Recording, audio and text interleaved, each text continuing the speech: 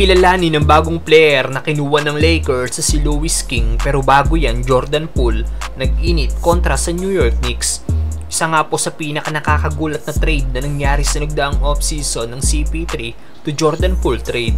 Binitawan nga po ng Warriors ang kanilang guard na si Jordan Poole at kinuha ang veteran guard na si Chris Paul. Maraming Warriors fans nga po ang nadismaya sa trade na ito dahil sa may edad na nga daw po si CP3 samantalang si JP3 ay bata pa at marami pang i-improve sa kanyang laro.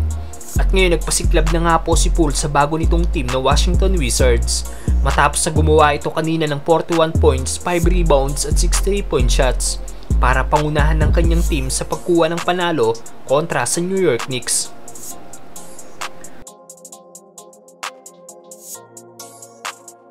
Maraming NBA fans nga po ang nag-react sa ginawang ito ni Poole. May nagsabi na easy 25 points per game daw si Poole sa paparating na season. At ito daw ang mananalo ng Most Improved Player Award. May nagsabi din naman na si Poole na daw ang next All-Star ng Washington Wizards. Ayon naman sa isa nagkomento, hindi na daw siya makapaghintay na makakalaban ni Poole ang dating team nito na Golden State Warriors.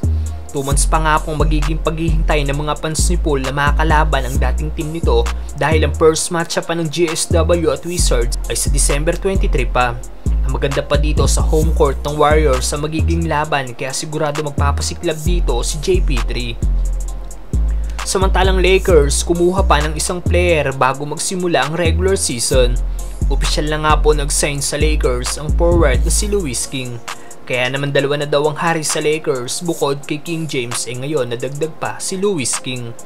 Hindi nga lang po hari ang meron sa Lakers dahil may prinsipe rin sila at ito ay si Taurean Prince.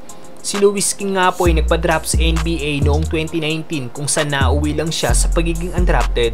Pero kinuha nga po siya ng Detroit Pistons para sa isang 2-way contract kung saan nakapaglaro siya dito ng 10 games.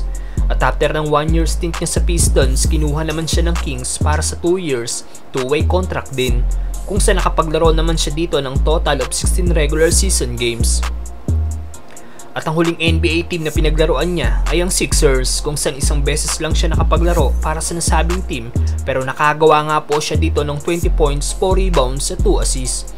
Impressive nga rin po ang naging G-League performance ni Louis King last season kung saan nag-average naman ito ng 16.5 points, 4.7 rebounds at 5 assists per game, shooting 39% sa 3-point area.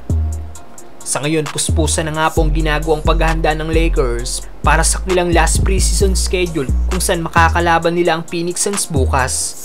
Makikita natin dito na maglaro ang bagong player ng Lakers na si Louis King. Update din para sa mga injured player ng Lakers, out pa rin nga po si Bando na i-re-evaluate bukas kung ano na ang status ng kanyang injury. Samantalang day-to-day pa rin si Gabe Vincent na may back soreness at Jalen Hood Schifino na may knee injury.